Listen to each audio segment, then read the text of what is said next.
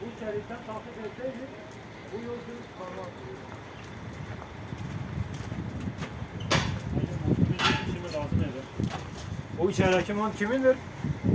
O da senindir. Anlatmaya gerek yok.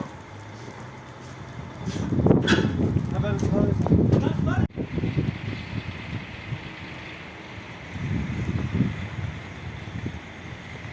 Barış abi bir çek bizi.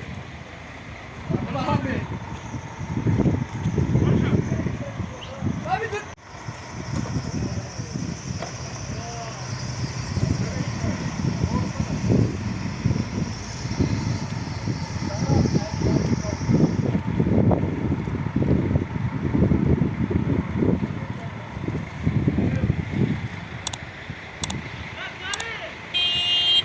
Hadi.